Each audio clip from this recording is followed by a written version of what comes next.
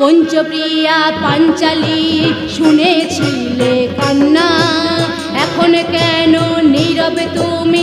দেখাও তোমার মহিমা, বাঁচাও